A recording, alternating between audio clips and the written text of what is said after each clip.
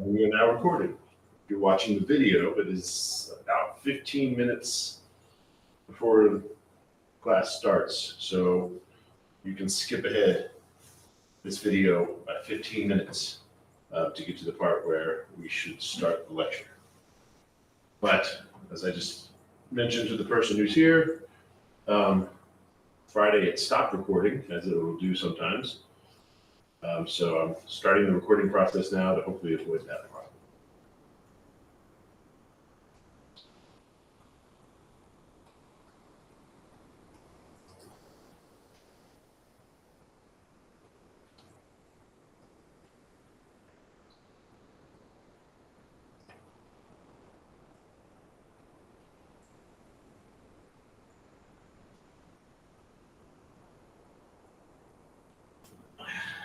Let's see.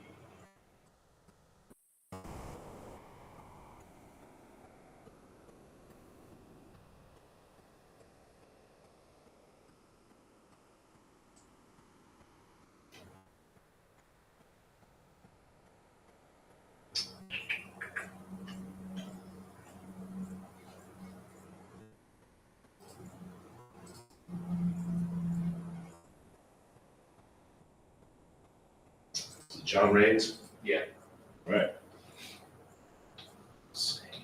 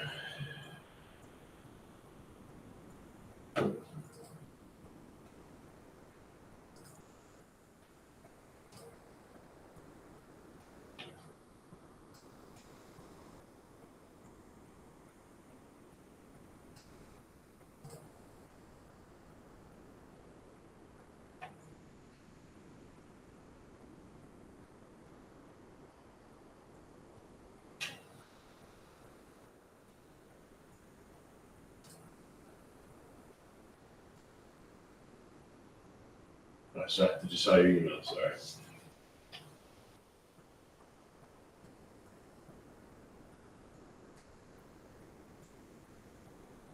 Not your email. Never mind, I saw this. Yeah, it was your email. Yeah. It's recording anyway, so I'll go ahead and say this is a good question. So it doesn't hurt to ask, but generally speaking, I will definitely email you and let you know, and or post an announcement preemptively let you know that we're not making it, and it almost didn't happen. My kid's school, we woke up to find out my kid's school was canceled, and my wife has a doctor's appointment, and one of my daughters has a doctor's appointment. I have 3 kids, so it's been quite the pain.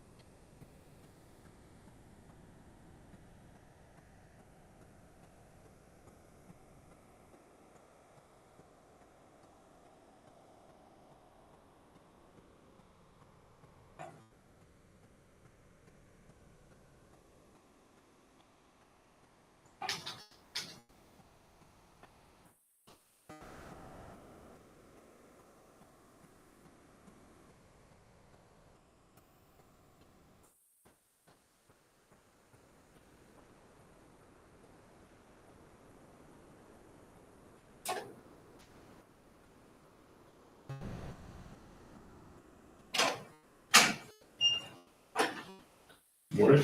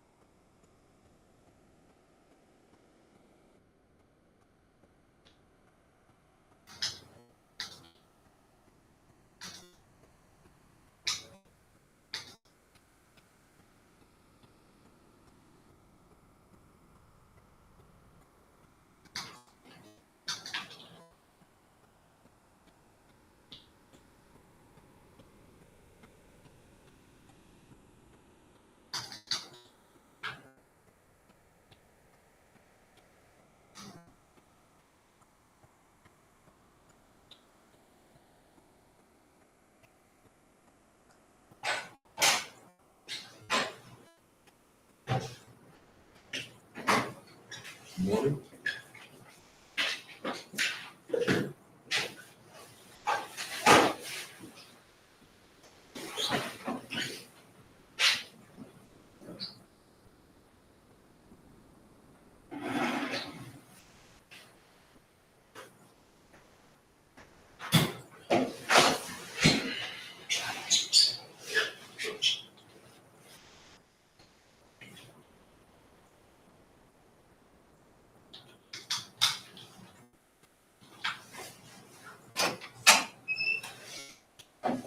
Morning.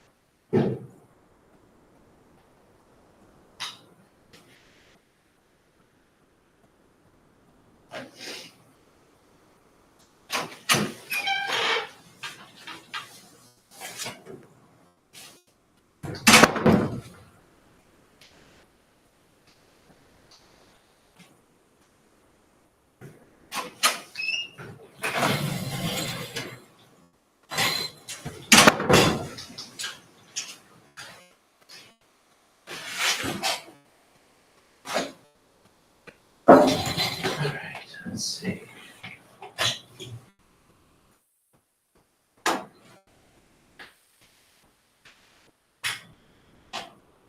See in the very, very back. Is that Bangura? Bangura? No, sorry. Let's see. No.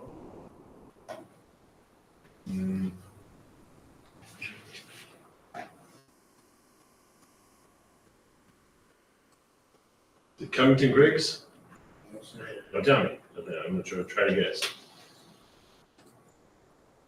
You guys weren't here for it, but I got my first guess correct.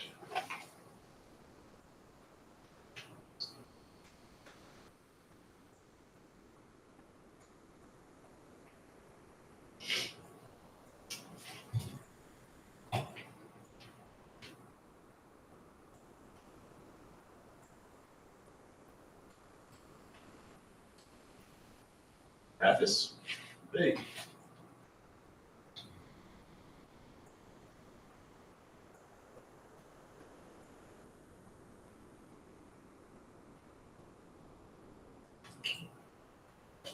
Reed?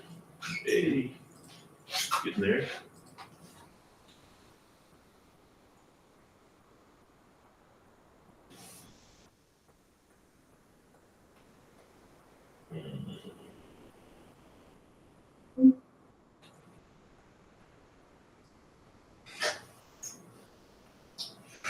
See, Kate Lee is online. Don't forget, if you're online, you'll have to follow the instructions I give to get your points.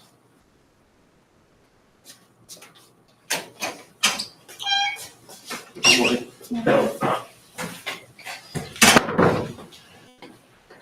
Ooh, less than a minute. Guess I'll just start from the top. Bangura, not here yet. Casebolt, here.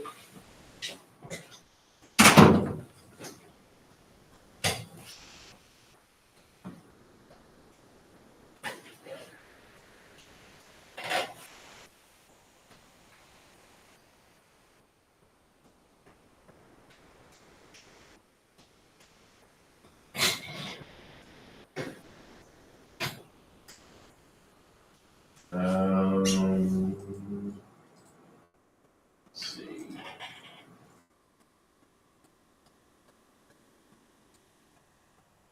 Campanella. No.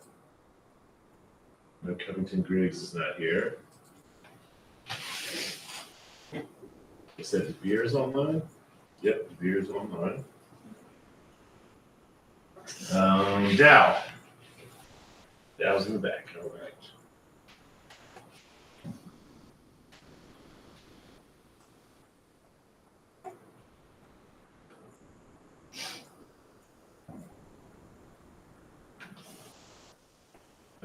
Hughes is not here, I'm pretty sure. Okay. Lebdy. Lebdy is not here. Little is not here. Mankins. Mankins is here. Mathis is here. Rains is here. Reed is here. Elise here.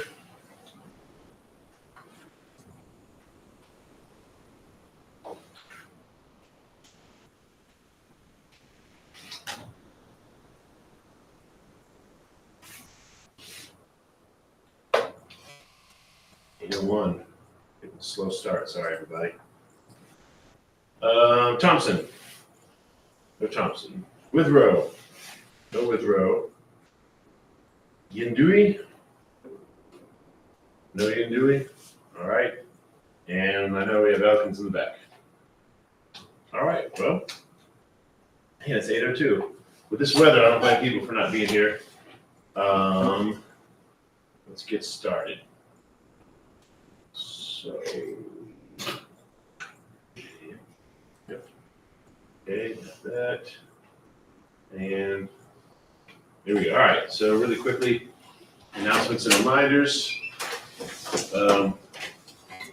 Hughes, right? Hughes? Okay. Sorry.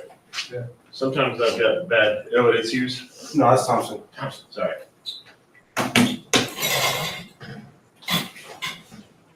All right, Thompson is here. All right, anyway. Let's do quickly announcements and reminders. If I can get things up. Come on. So again, today's lab is at 10 in this room.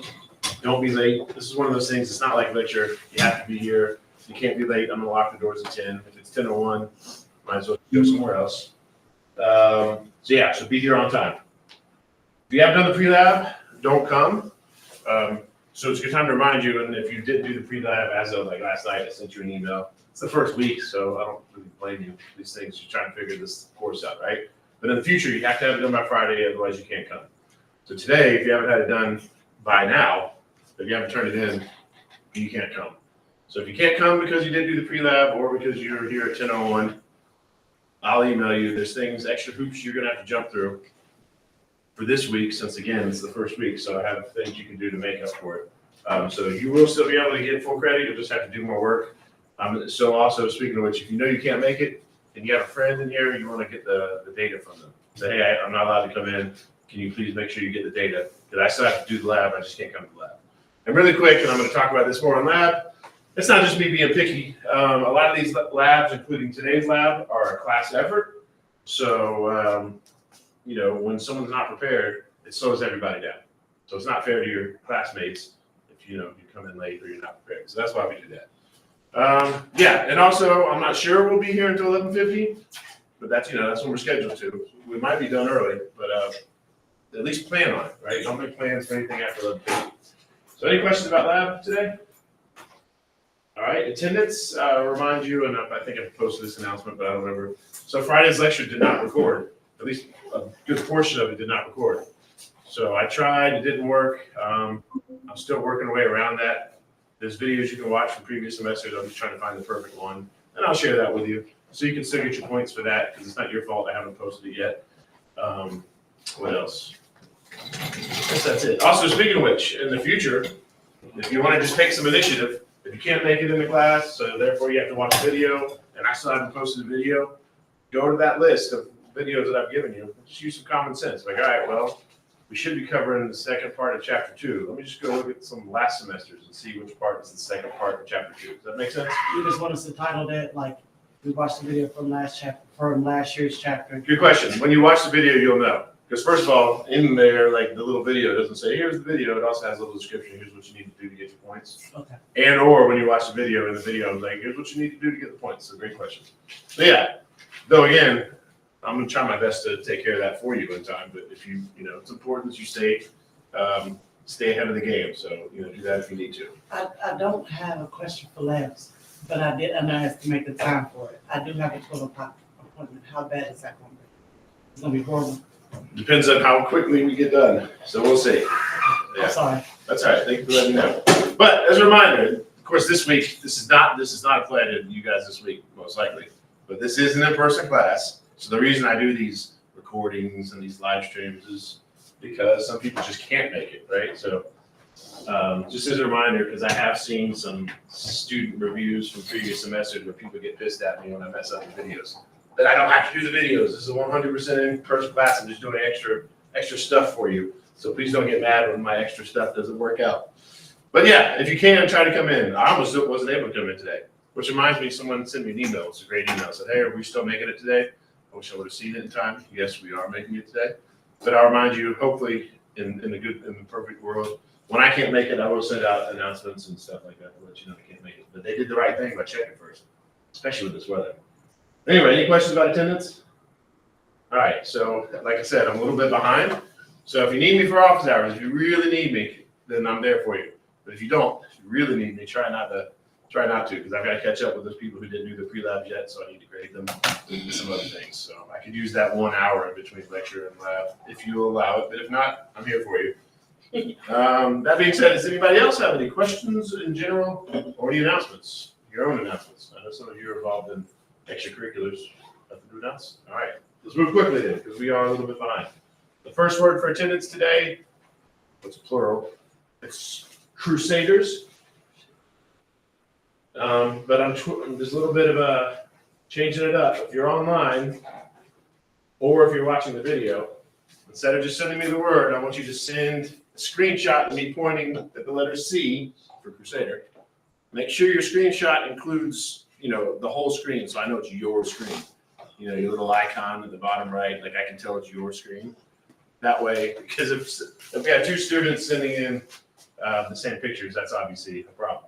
I mean, obviously, everyone's going to send me a picture of me pointing at the letter C, but if it's the same exact picture, that's a problem. If you're in person, you don't need the picture. Okay. Yeah, so that's only if you're online. The rest of you, if you're in person, as always, you get the points because you're here. Of course, if you came in late, make sure you email me, let me know you came in late. But you're here, you get the points. But you can send the words at the end to get even more extra credit points, but you definitely don't need to send the pictures. All right, so this is great. This is really good time. Even though we're behind, and technically we should be a little bit ahead of this, which is my fault, but in another way, this is perfect because this is what you're going to do in lab today. So let's talk about the scientific method. First of all, before we do this, I want to point out this is a general guideline. People don't always follow this step by step. And also, depending on where you look at it, it's going to be a little bit different.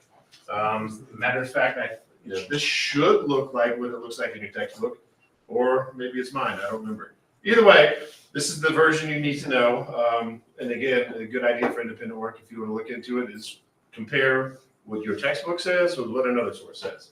Here's what your textbook says. These are the steps of the scientific order or the scientific method. According to this step, or this source, these are the steps of the scientific method. Put those two things, and then just write a few sentences where you compare and contrast how they're the same and different. Anyway, the first step is the observation, or in some cases, when you're actually doing science on purpose, it's the problem to be solved. Right? So, for example, and I keep using the same example. I need to come up with a different one, but this one's kind of gross, so hopefully it'll stick in your mind. Let's say you have a dog in the yard, or you have a dog, and it always pees in the same part of the yard. And you observe that the grass in that part of the yard grows very nicely compared to the grass in other parts of the yard. That's your observation, right? Oh, another thing I want to point out before we go through this, and I mentioned this at the very beginning of the chapter, but sometimes people do the scientific process, but they don't think, hey, I'm doing the scientific process, right? They're just doing it without even thinking about it. And this is kind of one of those situations. So this hypothetical situation I'm giving you is not some person thinking, let me do science, not necessarily. Right? They're just living their everyday life at first. So anyway, that's the observation in this hypothetical example. So if you see that your dog's peeing in one spot of the yard and the grass is growing very nicely in that spot of the yard, but not other spots, that might lead to a question, right? So what might the question be? There's, a lot of questions you could ask, but I've got one in mind. If you see that, if that's your observation, what's a question you might ask yourself? If you see that the dog is peeing in that one spot of the yard and that one spot's got better grass than the rest of the rest of the yard? What might you question? Why does it pee? Why does he pee there? That's Why good. does he pee? That's a good question. Yeah. And that's not the one I was thinking of. I That's was right. thinking, why is that grass growing? Is it because it's speed, is the grass growing better on that side? That's what I was thinking too. Yep. Sorry, I was just making sure we're still recording, not having another Friday. And we are still recording. Okay. Yeah. So that's what I was getting at. Not that your answer was any wasn't wrong, but that's the one I was thinking of, right? So yeah, the question could be basically, you might say, is grass or is dog urine good for grass, right? So then you come up after the question with a hypothesis or hypotheses, which is plural. And again, you know this from Friday. A hypothesis is a tentative answer to a question, right? It's an explanation. It's something that you can test. So if the question is dog urine good for plants? Let's keep it real simple. Like, there's a lot of specific hypotheses you can make. But if you keep it really simple, there's only two possible hypotheses. Is dog urine good for plant is the question. So what are the two basic hypotheses for that? Either yes or no. Yes or no, right? And of course, you could get really specific and say, is dog urine good for plant? Question, hypothesis. Yes, dog urine, a little bit of dog urine is good for plants if it's, if it gets 50% of its liquid from dog urine and 50% from rain, right? Something like that. You could get specific, but basically it's yes or no. Let me point this out. I think at least one person missed this, or maybe that was my other course. Either way, I want to point this out. A hypothesis, again, kind of like the answer to a question. So in these labs, when they ask you for a hypothesis, you should never ask a question. That is not right. The hypothesis is the tentative answer to the question. So if your hypothesis has a question mark at the end, you're gonna get it wrong. So anybody have any questions about what a hypothesis is? Pretty simple, right? All right, here's where people get a little bit confused. The next step is the prediction or predictions. And a prediction is an if-then statement, generally speaking, that describes how you're going to test your hypothesis. So they're very closely related. So your hypothesis, because in real science, of course, this situation I'm giving you is not exactly real science, but in real science, you don't just test a hypothesis once and be like, all right, I'm done. In real science, you test it multiple times. Like, you come up with as many ways as you can to test your hypothesis, because really you're trying to disprove it, even though that was your hypothesis. The purpose of science is to test it as many ways as you can, because it's only going to be valid if your hypothesis is supported every time you do it. So anyway, yes, a prediction describes how you're going to test it. For example, if I have my dog stop urinating in that part of the yard, then the grass will no longer be as nice in that part of the yard, right? That's one way of testing my hypothesis. Another way could be, if I have my dog start peeing in another part of the yard, then the grass will be better in that part of the yard. Does that make sense? So I'm coming up with these different ways of testing the hypothesis. If I grow 5 pots of grass and collect dog urine, and I give pot 1 pure water and pot 5 pure urine, and everything in between, different variants, right? Then I'll find the one that has the most urine grows the most. That makes sense. All these different ways to test the same hypothesis. All right. So next is the experiment. I'm going to go through that part really quickly, because the next couple slides we're going to talk a lot about experiments. But experiments is when you're actually going to test your hypothesis. It's basically what you're going to do that you describe in your prediction. Another thing, this is very important, not for you guys, it's slightly important. You'll never lose points for this, but I'll always correct you in the announcements, not the announcements, the comment section. But when you do your hypothesis, even if the data does support your hypothesis, I would never use the word "it proves." Like, oh, we did it, it proved my hypothesis correct. No, it didn't really prove it. We'll get into that throughout the semester, but statistically, and for many other reasons, your hypothesis is not going to be proven correct, right? It's going to be supported, or it's going to be not supported. And again, we'll talk more about that later. All right. And then after you've done your experiment and you've collected all your data, as a matter of fact, now that I think about it, this kind of could go right here too, right? In these 2 spots. Because really, in the experiment, you're just testing your hypothesis. You're just collecting your data. Then after you've collected your data, that's when you start analyzing it, right? You put it in tables, you do some math, you put it in graphs, so you can see some trends, right? And then you'll know, did this support my hypothesis or not? And then, of course, once you're done with that, then you report it. So this is a lot of what we're going to do throughout the semester in lab. Some of this we'll skip. A lot of times we're going to skip the whole observation part because I'm going to tell you this is the question we are answering in today's lab. Yeah, so that's it for now. And like I said, we're going to go through this in more detail later. For the exam, this isn't that important. Like there might be one question where I ask you to, well, I know it's multiple choice, so you might see a theme here. I'm not going to ask you to list every single one of these in the correct order because it's a multiple choice exam. It'll be more like all of these are in the wrong order except one is in the right order. Which one is in the correct order? Or all of these are in the correct order except one, which is in the incorrect order. Which one is in the incorrect order? Does that make sense? So study these, but just know, again, multiple choice exam, you're not going to have to list them all. And again, I'm going through this quickly because this is what we're going to be doing all semester throughout lab. So in a sense, this is more like an introduction than anything else. So any questions about what's on that side before we talk more about the experiment?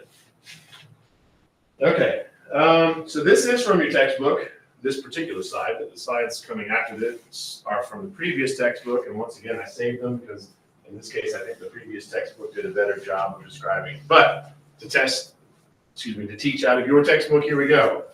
In an experiment, you have one or more variables, and you need to know what a variable is. Maybe because I'll ask you on the exam, I'm not sure, probably not. But definitely because these are terms we're going to use throughout the semester.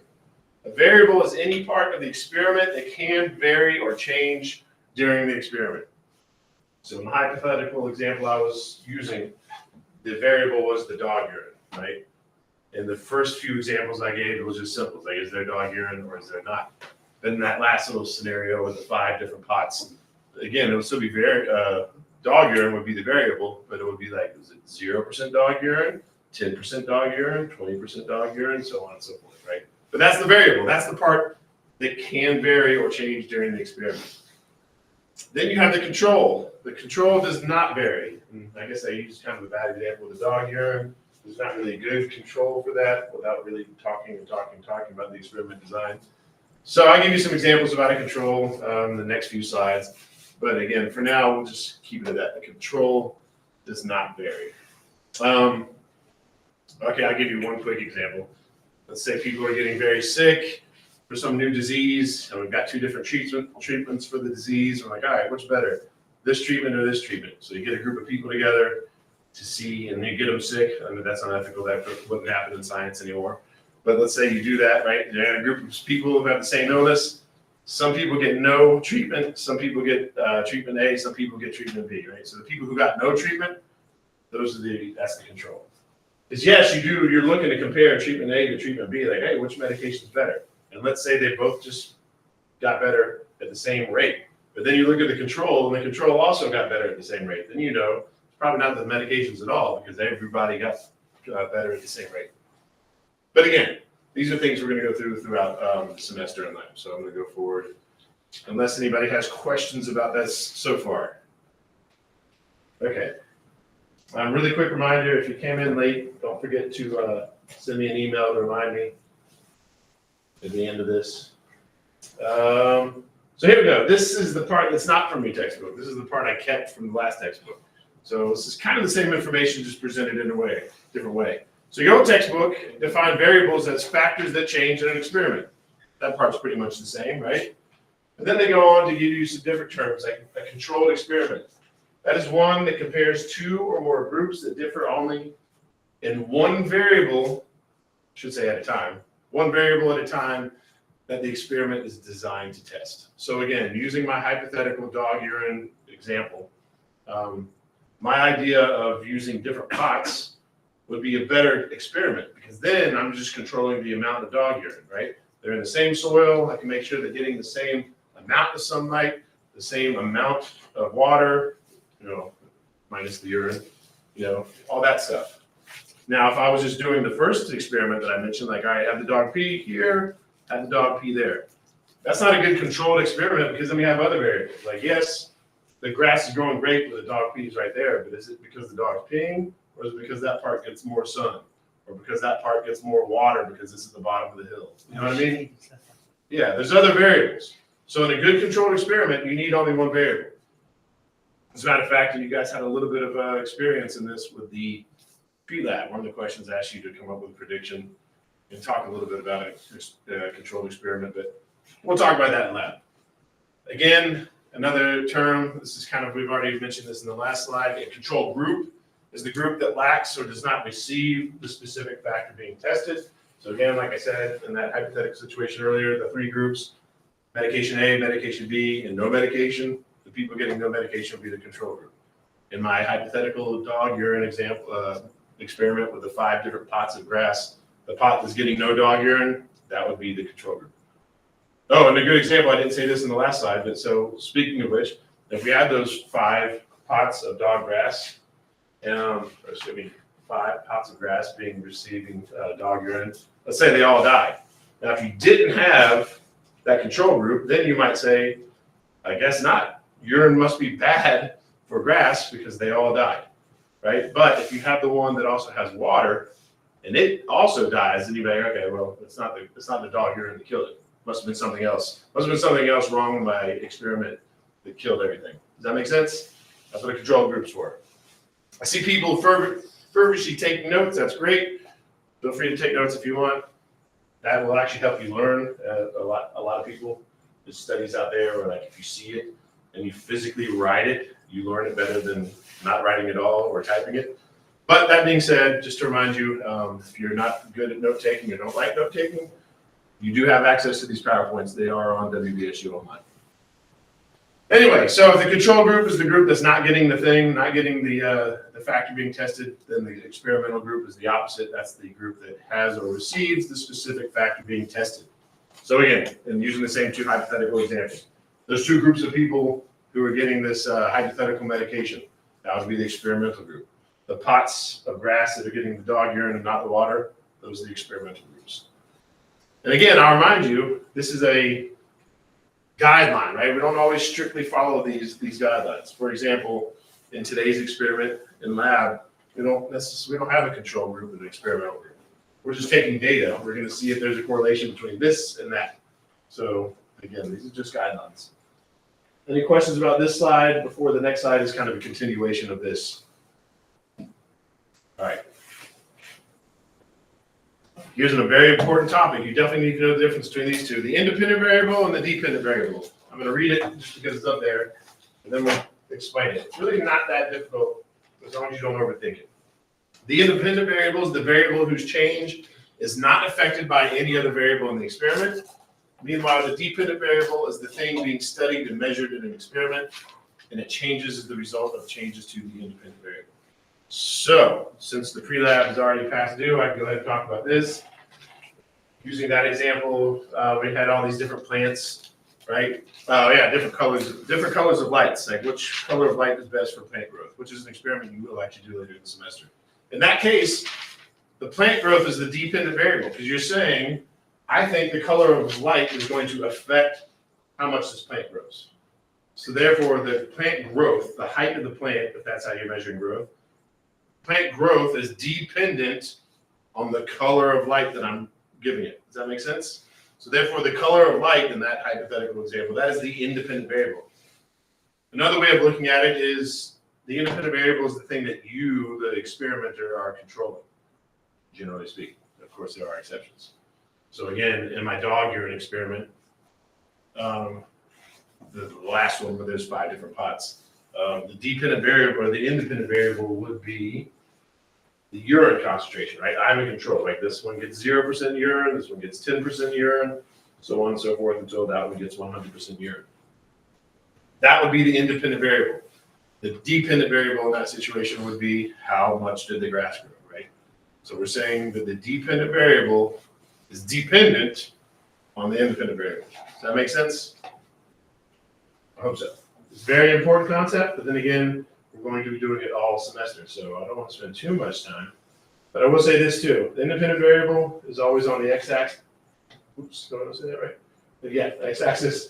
And the dependent variable is always on the y-axis. And to remind you, it's been a while since you've looked at a graph. There's your x-axis. There's your y-axis. A little side note, you'll see too as we start talking about graphing. I always say make sure you label your axes. And yes, you do want to label your axes, but you don't need to label literally X and Y, right? The letter X and the letter Y, that's given. You don't have to do that. And also, just so you know, just another side note, this isn't very important, but this is the kind of graph I'm used to seeing, even though I'm a biologist. I just did a lot of math in undergrad. But these are the kind of graphs you're going to look at a lot in our experiments. So you still have your X and Y axis, except usually it's not going to be across because we're doing pretty simple experiments. So we're probably only going to have positive values, which is why that's going to be the linear graph. Anyway, another way of remembering this is cause and effect. The independent variable is the cause, right? That's what you were changing.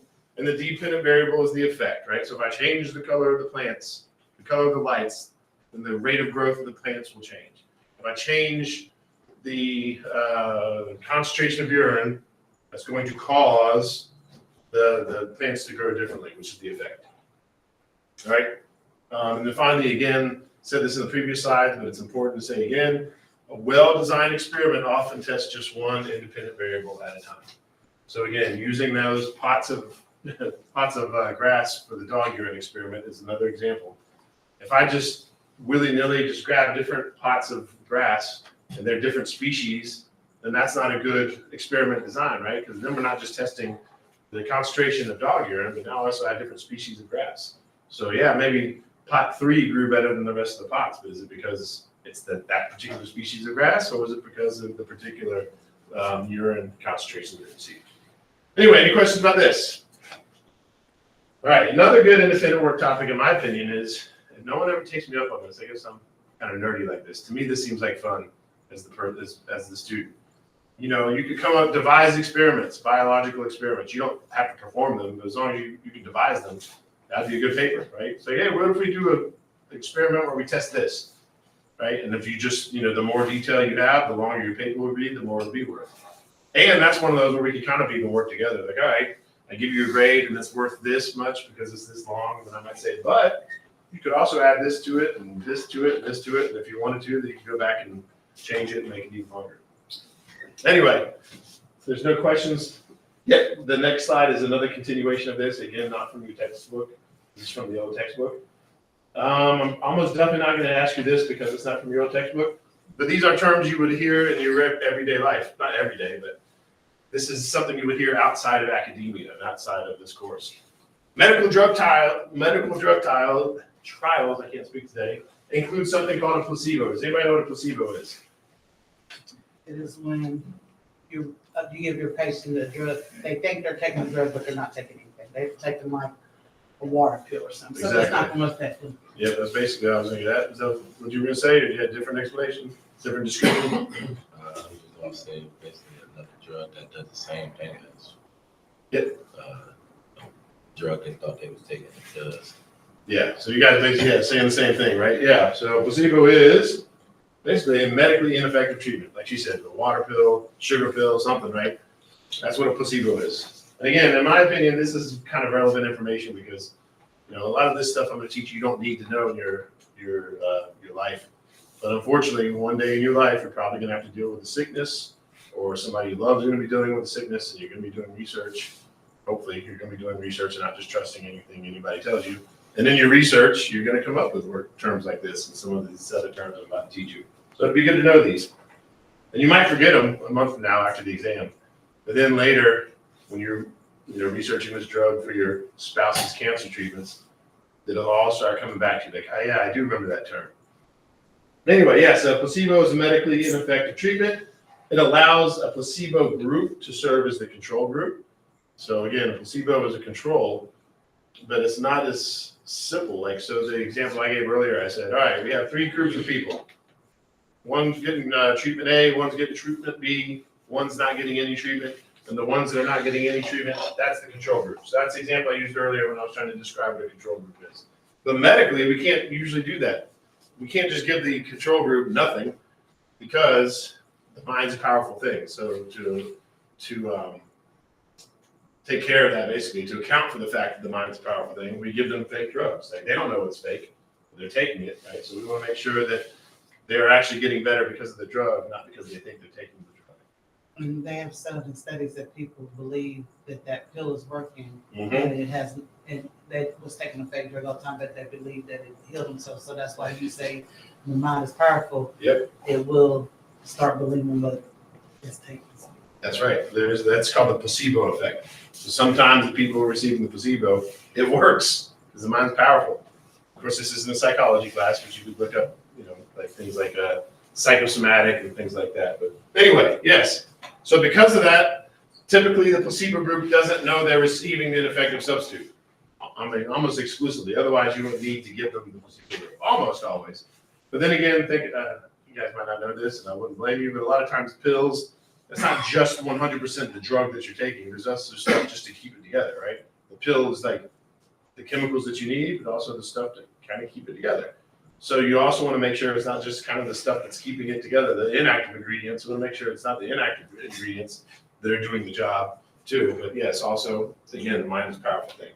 But anyway, yes, the placebo group usually doesn't know they're receiving the ineffective substitute. Otherwise, that kind of eliminates the whole the mind is a powerful thing. So we have something called a double-blind experiment.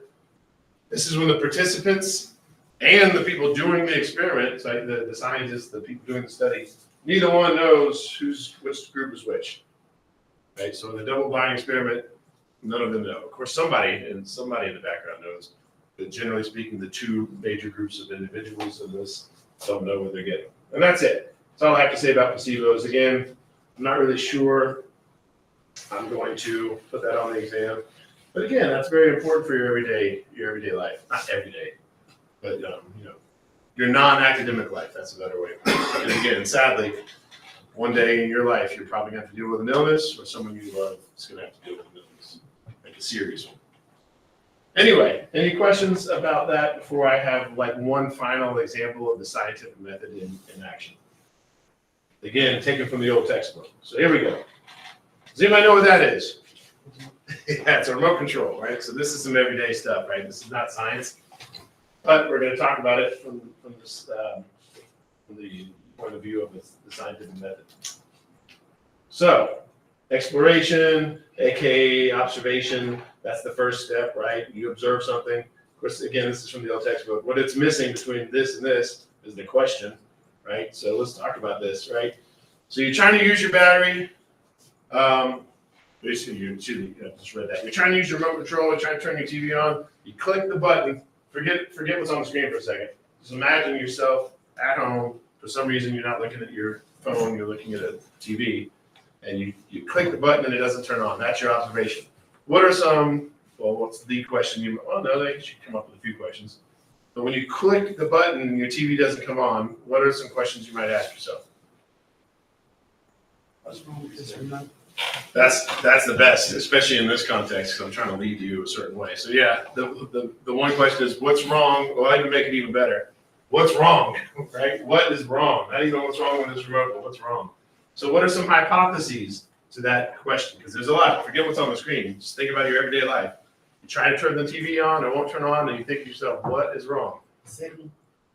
Is the signal bad? Are the batteries dead? Are the batteries dead? Is the remote broken? Is the TV broken? Is the TV unplugged? That's what I'm saying. Am I so drunk that I haven't noticed that my power's out? Whatever it may be, right? There's a lot of different things. But in this particular case, we're going to use one hypothesis. And that hypothesis is that the remote's batteries are dead, like someone mentioned. So, okay, that's your hypothesis. What's the prediction you could use, to describe how you're going to test your hypothesis? Get some new batteries. That's what you would do if you're going to write that in a prediction. How would you say it? This is good practice. Yeah. It's right there. I know it's on my back, but try not to read it. I don't try to cheat. All right. If I replace the batteries, then the TV will turn on. Yeah. Or in that case, the remote will work, right? So then you do it. That's the experiment. You replace the batteries. You hit the power button, and the TV turns on. There you go, right? Or if it doesn't work, you hit the power button and it doesn't turn on, then you've got to go back to the drawing board. Like, all right, well, it's not the batteries. I've got to come up with something new, right? So again, this is just an example of using the scientific method in your everyday life. Of course, what I don't like about this is in real science, once you've supported your hypothesis, you still would actually come back and revise and come up with different ways of testing your hypothesis. Actually, yeah, I'll just draw that. In real science, oh wait, no, they did. Never mind, it's there. Even if your hypothesis was supported, you would still go back and come up with different ways to test it. Of course, in real life, you wouldn't do that. If you turn your, replace your batteries and your TV turned on, then you're kind of done. You're going to watch whatever it is you want to watch. And what else could it be, right? Everything's working now. Anyway, any questions about that? All right, the next word for attendance will be werewolves. And once again, I'm going to point at that W. And if you are watching live right now, or you're watching the video later, you need a screenshot of me pointing at that W. And again, you need the whole screen because your pictures will hopefully look different than the pictures of someone else, what they're sending in, which is why I'm pointing at it in different ways. So the chances of you two sending the exact same picture, the exact same moment seem pretty slim. In other words, if you've got a buddy who's not here, don't send them the screenshots. Say, just send them these, you'll be okay. Don't do that. Anyway, that's the next word for attendance. The next part, I am actually going to skip. I put this in the PowerPoint for you to study. So if you download the PowerPoint, then you can look at this. This is why it's so heavy with words. It's some more information, kind of talking about this relationship between hypotheses and predictions, because it's such an important relationship and also one that's very often messed up by students.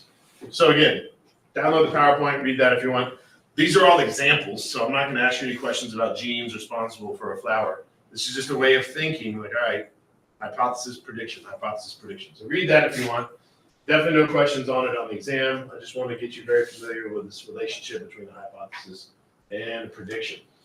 Now, after we've deviated that long, let's finally get back to your textbook. We're now teaching back out of the textbook. So there's the difference between basic and applied science. I might ask you about this. It's really not that important. The basic applied science is pure science. It's science simply for the sake of knowledge. Applied science, aka technology, usually it's called technology, is about problem solving. And they're not always different. Both can work together. Using my master's thesis as an example, in my opinion, was doing basic science. I was trying to find out the genes responsible for trichome growth on plants, or a particular type of plant, right? And again, trichomes are those little fuzzy hair things. That's all I was doing. I was doing that for the sake of knowledge. I wanted to discover, I want to say new proteins, but there's a lot of proteins out there that we don't know what they do yet. So I was looking to find some proteins, like, oh, I know what that one does now, just for the sake of knowledge. However, someone else could be doing the same experiment that I was doing, or take my experiment and use it for applied science. They might think, all right, well, here we have drought problems and we have insect problems. So we need to find a way to breed better watermelon plants so they have more trichomes, so they're drought resistant and insect resistant. In which case they would do the same thing I was doing, but they were trying to solve a problem, right? They were trying to help these plants become more insect resistant, help these plants become more drought resistant. So yes, these are different things, but sometimes they're together, right? Sometimes they can be together. And again, as far as the exam is concerned, I'll put a big old question mark through here. I really don't think I'm going to ask you any questions. And if I did, it's pretty simple, right? Basic versus applied. Any questions about that? All right, here's another sort of important topic, but this is, when I say sort of important as far as the exam is concerned, but very important as far as this semester is concerned, because I'm going to talk about this throughout the exam, throughout the semester. And if anything, this is one of those things you should know by the end of the semester. Because again, in my opinion, as much as I love biology, you knowing biology is only part of the story, right? What's really important throughout the semester when you're done is you know how to think scientifically and think critically. It just so happens to be biology is the science I'm using to teach you to do that. Someone else might do it through chemistry or physics or whatever. So anyway, this is very important as far as science is concerned and as far as non-scientists are concerned. Because again, one day you might have somebody sick or you might be sick and you might have to go through research. So these are the kind of things you need to know when you're doing real research, not like YouTube research where people are trying to tell you the world is flat.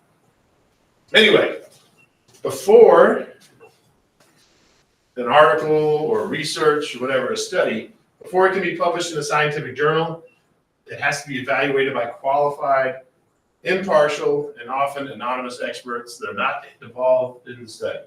So when you read a peer-reviewed journal, someone did that research, and then some other people picked it apart. And it's not easy. And you'll get a little bit of that when you have to do one lab report this semester. It's not going to be nearly that bad, but yeah, that'll be like you did your research, you're presenting it to me, and I'll be checking it, right? It's intended to provide quality control, and it is called peer review. Very important. And it's not perfect. Actually, I got one friend who loves to like bother me about stuff. And he keeps coming up with these peer-reviewed articles that were just garbage. And I'm not saying one thing or the other, but everyone he gives me, it's social sciences and not natural sciences. So like, these sociologists did this study, and then it turned out to be not true. Let me see what that noise was. I'm like, yeah, but that was social sciences, not natural sciences. Hey, we're still recording. That's good. Make sure. All right. I don't know what that noise was. Anyway, back to it. We're running out of time here. So yeah, that's what peer review is. It's very important. Not gonna need test questions on it, I don't think, but yeah, it's very important. And again, unlike YouTube, like don't get me wrong, some people might put out good research on YouTube, or just lying on social media. But at least peer reviewed, even though it's not perfect, it's something. I can claim anything I want, I can write anything I want, and I can post it to my Facebook. I could even, if I'm good at it, come up with a good video and post it to YouTube. But no one's gonna check me, right? So peer reviewed, even though it's not perfect, it's something. And actually, I even follow a group that talks about when articles have been retracted, because it happens all the time. Either because the peer review process was a little bit messed up, maybe they missed something, or whatever. Anyway, again, the point here is peer review is not perfect, but it's the best we have. All right, so speaking of which, let's talk about evaluating scientific claims. This is not in your textbook, this is from the previous textbook. It's not very important as far as the exam is concerned. It's very important for your everyday life. Well, I might ask you this. But pseudoscience, you might need to know what this is for the exam, but you definitely need to know what it is for your everyday life. It is the field of study that is falsely presented as having a scientific basis. So it's basically, it's something that seems like science, but it's not quite science. A lot of times though, well, we'll talk about it here in a second. There's several indicators. So these are red flags you should look for. That uses a lot of anecdotal evidence. You definitely need to know what that is. Well, I don't know. You might need to know what that is for the exam. You definitely need to know if you're going to be a college-educated citizen. Anecdotal evidence is based on a single or a few examples that don't support the generalized conclusion. So it's garbage as far as real science is concerned, but the thing that sucks about it is it's also very effective. Like just think about it. I'm not going to say whichever, I don't know, any vaccine you could think of. I don't know, whichever. Think of the safest vaccine you can think of, where millions of people have taken it and without getting injured, like a handful of people do, right? Yeah, a handful of people get some sort of bad side effect from it, right? Millions of people. But then imagine that one person that had the bad side effect was like your mom or your brother, right? It doesn't matter. Numbers don't matter at that point. Like, I saw it with my own eyes. This person took this vaccine and this bad thing happened. I don't care how many numbers you see. That anecdotal evidence for you is going to be, unfortunately, very powerful, right? Like how many, I guess you don't have to answer this if you don't want, but are any of you like afraid to go in the ocean because of maybe getting bitten by a shark? Or if you're like me, you don't like to fly. And I used to fix jets, but I don't like to fly. I know statistically it's so safe. I was more dangerous getting to the airport. Doesn't matter, right? Because of the anecdotal evidence, because I've seen plane crashes, I've seen it on the news, and that's very scary, and that's more emotionally moving than the statistics, right? So anecdotal evidence is powerful, but as far as science is concerned, it's useless, which is why pseudoscience uses it. Anyway, that's anecdotal evidence. Next thing you need to look at, and this one's important for you guys, because you will be doing independent work, you should hopefully have started doing independent work, your source of information. What is your source of information? So I saw an article somewhere years ago when Burger King first came out with the Impossible Burger, which is like not real meat. And the article was talking, I forgot what the negative side effect was, but it was all about how bad it is for this, that, and the other reason. And it looked good. It had that pseudoscience feel to it because it was using scientific terms and talking about studies. But then I followed the trail. Like whoever posted it they cited this study as their source. I'm like, okay. So I clicked it, and then, all right, I see this now, and I saw the actual study. And then I read to see who did the study. And then the person who did the study, and then I checked in and looked, I looked into their background. They were like the president of the Oklahoma Cattle Association or something like that. I'm like, oh, so this person who put out this scientific study about how bad this fake meat for you is the president of the Oklahoma Beef Association or whatever it was. This makes sense, right? So consider your source of information. And this is a 100 level class. So generally speaking, if you use garbage sources in your independent work papers, you're not going to lose any points because it's a 100 level class. But I will tell you, this is why I love independent work, right? Because you're learning from it. You turn in something, I'm like, oh, that was pretty good paper, but just so you know, your source is garbage. Here's how I know it's garbage. And it's not your fault that the source is garbage. But yeah, just look for things like that. Or if like you're looking up, again, using vaccines as an example, don't go to www.thisiswhyvaccinesareevil.com. Like, yeah, you're probably going to get some biased information on that website. Yeah, so consider your source of information. Is it peer reviewed? Is it from a company trying to sell you something? This is what I love too. Big Pharma. Yeah, Big Pharma does have its problems. They're definitely trying to make money. But a lot of people will be like, you can't trust Big Pharma. They're trying to take your money. But I've got this all natural, I don't know, what do they call those? Essential oils that'll cure your blah, blah, blah. And you can buy it from me for this much money. Like, yeah, okay. So I see what you're doing. You're saying Big Pharma is bad because they're trying to take your money. And your solution is for me to buy something from you. Okay, so keep that in mind. Here's a little table you can download to look at. This is from the old textbook. This kind of compares it. I know it's kind of hard for you guys to read, but again, you guys have access to these PowerPoints. This kind of compares and contrasts science versus pseudoscience. Very important stuff. Not as far as the exam is concerned, but for your everyday life. Because especially these days with social media and all the I've never seen so much misinformation in my life. People just can't think. People have decided they know what they want, and then they just look for evidence that supports what they want to support. And I say that from both sides, anyway. And here's another thing you can download again. Consider the source of the information. Here's like a little checklist you can look at, right? Is it current? Is the source the primary source? So for example, when I saw that thing about the Impossible Burger, I clicked to see what the actual article was, the actual peer-reviewed article, as opposed to just some article on the internet. Anyway, you can read all that. I'm not going to test you on it. It's good things to consider. Oh, that's darn near perfect timing because we have 2 minutes left. What was the other word for attendance? What did I say? Okay. So last word, it's 2 words for attendance. It's flying leatherneck. Again, I'm going to point at it. If you're online, you need to download. You need to screenshot me pointing at it. I'm pointing at it in different ways. Hopefully the screenshots are different. And in case anyone's curious, not that you have to be, but when I was in the Marines, my squadron was VMFA 122, which is today, and they are currently called the Flying Leathernecks. When I was with them, they were called the Crusaders. And during the Iraq War, they were called the Rebels. So they all have meanings. Anyway, that's it. I'm going to do office hours. I'm there if you need me. Otherwise, I'll see you here at 10 o'clock.